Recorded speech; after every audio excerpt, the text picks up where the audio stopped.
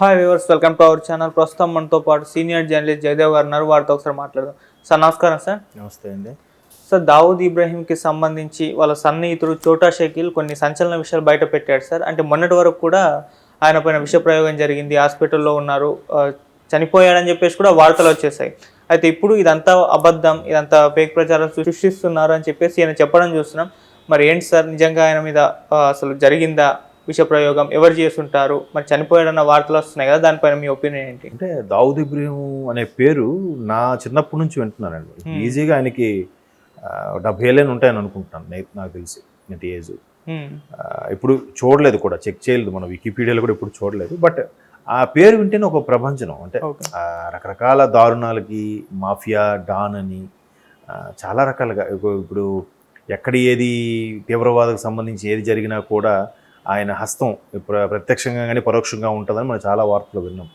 ముఖ్యంగా ఆయన 1993లో ముంబై పేలులకు సంబంధించి బాగా ఫెమిలియర్ అయ్యాడు ఆయన అప్పట్లో. ఆ తర్వాత బాలీవుడ్తో సంబంధాలు ఉన్నాయని, డ్రగ్స్ విషయంలో కానీ లేదంటే గన్స్ విషయంలో కానీ, బాలీవుడ్ హీరోయిన్స్తో కూడా చాలామంది, చిన్నప్పుడు మందాకిని అనే ఒక ఆవిడ యాక్ట్రెస్, ఆవిడ కూడా దానికి రిలేటెడ్గా ఉన్నారని. తర్వాత మోనికా బేడి, చాలా సందర్భంలో ఆవిడ పేరు కూడా విన్నాం. అంటే రాజశేఖర్ గారితో చాలా 2-3 సినిమాల్లో యాక్ట్ చేసింది ఆవిడ, తాజ్మహల్ అనే సినిమాలోను, శివయ్య అనే సినిమాలో. సో ఆవిడకు కూడా సత్సంబంధాలు ఉన్నాయి. తర్వాత ఆవిడ ఏదో పట్టుబడి కోర్టు ఏదో కేసు శిక్షలో కూడా ఖరారైంది ఆవిడ. సో ఇలాగ తర్వాత చాలా దివ్యభారతి లాంటి వ్యక్తులు కూడా చనిపోయారో చంపబడ్డారో తెలియదని కొన్ని ఇప్పటికీ క్వశ్చన్ మార్క్గా ఉండిపోయి. సో అటువంటి దావూద్ ఇబ్రాహీం చాలా వరకు కూడా మోస్ట్ వాంటెడ్ టెర్రరిస్ట్ లాగా, ఒక గజదొంగ అనుకోవాలి ఒక విధంగా. అట్లాగా చాలా దేశాలు కూడా ఆయన మీద గురిపెట్టున్నాయి, బట్ ఎప్పుడు ఆయన దొరకలేదు. కానీ ఒకనొక టైంలో ఒక 4-5 ఏళ్ళ కిందట అనుకుంటా, ఒక రిటైర్డ్ రా ఏజెంటు స్పందించుతూ చెప్పారు. నేను ఒక టైంలో అక్కడ దాన్ని ఏమంటారు, ఇస్లామాబాద్లో ఏదో ఒక పెళ్ళికి వచ్చినప్పుడు అక్కడ సరిగ్గా మేము టార్గెట్ పెట్టుకుని ఇంకా లాస్ట్ మినిట్లో ఆయన లేపేద్దాం టైంకి ఇక్కడ మనకి ఢిల్లీ నుంచి కాల్ వచ్చింది, ఆయన ఏం చేయొద్దని. అప్పుడు ప్రభుత్వంకు అనుగుణంగా నిర్ణయం తీసుకున్నారేమో అందుకు అన్నట్టుగా ఆ రా ఏజెంట్ రిటైర్డ్ పర్సన్ చెప్పడం జరిగింది, ఆఫీసర్. తర్వాత ఇప్పుడు ప్రజెంట్ వస్తున్న వార్తలు ఏంటంటే, కరాచీలో ఒక ప్రైవేట్ హాస్పిటల్లో చికిత్స పొందుతున్నారు, బట్ ఆయనకి విషప్రయోగం జరిగింది, లేదా రకరకాల వార్తలు. ఒకటి విషప్రయోగం జరిగిందని, రెండోది అంచెలంచెలుగా విషాన్ని ఎక్కిస్తున్నారు అని కూడా వార్తలు వినిపిస్తున్నాయి. ఇటువంటి నేపథ్యంలో ఈవెన్ 2008లో ముంబై పేలులు తాజ్ హోటల్ విషయంలో కూడా ఈయన హ్యాండ్ ఉందని కూడా చాలా సందర్భాల్లో వచ్చింది. అయితే ఇట్లాంటి వ్యక్తికి ఎట్లాగైనా మనం ఎప్పుడైనా ఎవరు ఏ దేశస్తులైనా బంధించి ఇవ్వాలని కూడా ఒక ఇది ఉంది మనకి. బట్ పాకిస్తాన్లో ఉంటే ఎప్పుడు ఎవరు మనకి అది బద్ధశత్రువు కాబట్టి ఎప్పుడు వాళ్ళు చర్యలు తీసుకోరు. వాళ్ళే ఇప్పటికీ నలిగిపోతున్నారు టెర్రరిస్ట్ పరంగా, తీవ్రవాదం పరంగా. స్కూల్ పిల్లల దగ్గర కూడా బాంబు పెట్టే స్థాయికి దిగజారిపోయారు వాళ్ళు. అన్ని అప్పులు చేసేసి ఎలా ఉంటుందో తెలియదు రేపు పొద్దున పాకిస్తాన్ పరిస్థితి. ఆ విషయం పక్కన పెడితే, సో అటువంటి వ్యక్తి కరాచీలో చికిత్స పొందుతున్నారని కూడా వార్తలు వినిపిస్తున్నాయి. అయితే ఇక్కడ గత కొద్ది నెలలుగా పాకిస్తాన్లో ఒక రకమైన విభిన్నమైన సన్నివేశాలు చోటు చేసుకుంటున్నాయి. ఏంటంటే, అంటే అది వార్తల్లో చూడండి, అది చూడటమే మనం కూడా. అది కూడా ఎట్లా అంటే, ఎవరైతే భారత్ కోసం దాడులు తెగబడుతున్నారో, ఏ తీవ్రవాద సంస్థలు అయితే ఉన్నారో, అటువంటి తీవ్రవాద సంస్థలకు సంబంధించిన కీలకమైన వ్యక్తులు ఎవరైతే ఉన్నారో వాళ్ళు చంపబడుతున్నారు. ఒక గుర్తు తెలియని వ్యక్తులు వచ్చి స్పాట్లో షూట్ చేసేసి వెళ్ళిపోతున్నారంట. వాళ్ళు ఎవరు అనేది తెలియదు. మీకు అర్థమవుతుందా? అంటే అలాగా ఒక 20 మంది కీలక నేతల్ని, జిహాద్ సంబంధించిన 20 మంది కీలక నేతల్ని ఇప్పటివరకు మట్టు పెట్టారు. ఎవరు చంపారనేది తెలియదు. ఇక్కడ ఏంటంటే, ఇది ఎవరో ఖచ్చితంగా భారత్ నుంచి వచ్చిన వాళ్ళ, లేదా భారత్కి ఫేవర్గా ఉండే వాళ్ళ, లేదా అక్కడ ప్రభుత్వము మిలిటరీ, ఇప్పుడు మిలిటరీయే ఎక్కువగా రూలింగ్ చేసే అవకాశం. మిలిటరీని ఎదిరించడానికి ప్రభుత్వం కూడా సరిపోదు. సో అక్కడ నవాజ్ షరీఫ్ లాంటి వ్యక్తులను కానీ, పర్వేజ్ ముషర్రఫ్ లాంటి వ్యక్తులను కానీ కూడా అరెస్ట్ చేసి జైల్లో పెట్టిన కల్చర్ వాళ్ళది.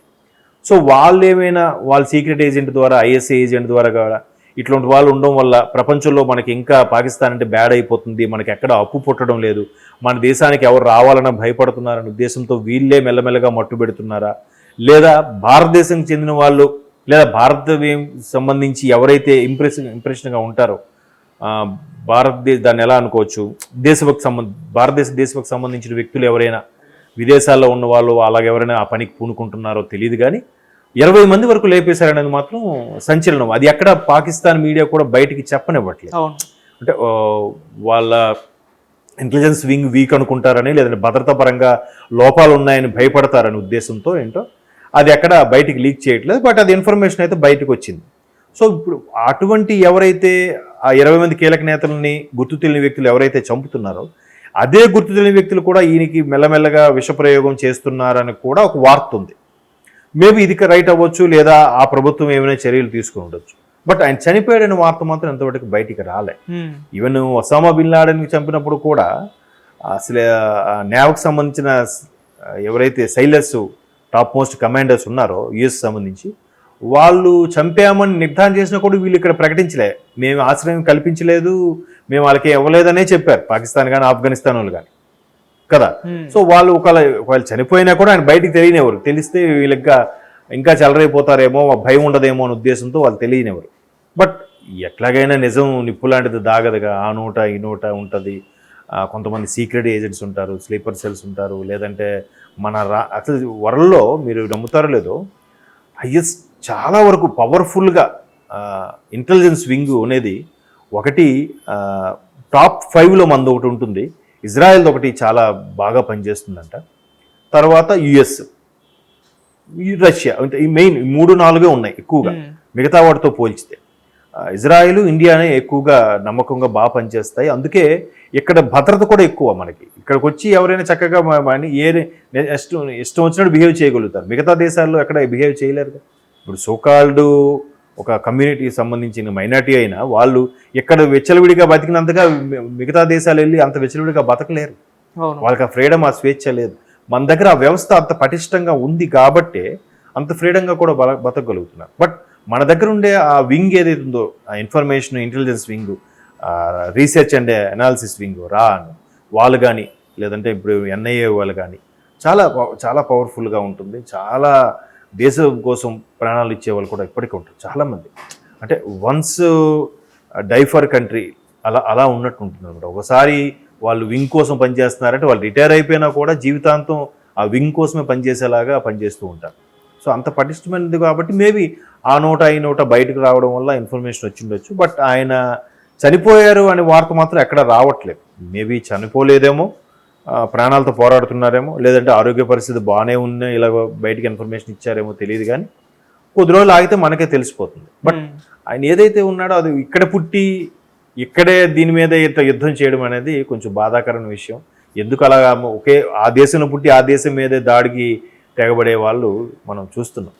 ఎక్కడ చూసినా దాని మూలాలు ఇండియాలో ఎక్కడ ఉండడం, ప్రపంచంలో ఎక్కడ ఏ తీవ్రవాద సంస్థ ఏం జరిపినా దానికి సంబంధించి మూలాలు ఎక్కడెక్కడో మనకి ఇండియాలోనే ఉండడం అనేది కొంచెం బాధాకరం. దావూద్ ఇబ్రహీం కూడా అలా వెళ్ళిన వ్యక్తే. ఆయన అసిస్టెంట్లు షోటా షకీల్ కానీ వాళ్ళు కానీ చాలా ఏంటో మరి వాళ్ళ ఉద్దేశం, వాళ్ళు ఎలా ఉంటారో ఏంటో తెలియదు, వాళ్ళకి ఫండ్స్ ఎవరిస్తారో ఏంటో తెలియదు, మన దగ్గరే ఎవరైనా ఉన్నారేమో అని అనిపిస్తుంటుంది ఒక్కోసారి. బట్ మొత్తానికి అలా గడిపేస్తున్నారు.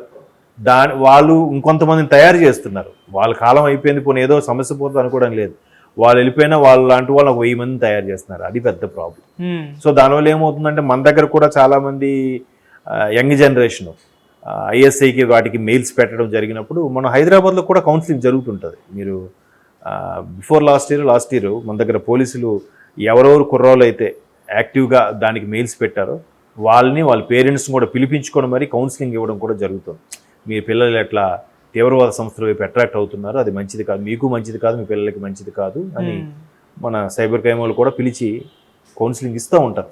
అది కూడా అంతెందుకు, రీసెంట్గా కేరళలో, తర్వాత తమిళనాడులో, ఇంకెక్కడ అస్సాం, ఇక్కడ మొత్తం మీద ఒక 5 చోట్ల ఎవరైతే సానుభూతి పరులు ఉన్నారు తీవ్రవాద సంస్థలకి వాళ్ళని పట్టుకున్నారుగా ఎన్ఐఏ వాళ్ళు. మనం రీసెంట్గా న్యూస్లో కూడా చూసాం.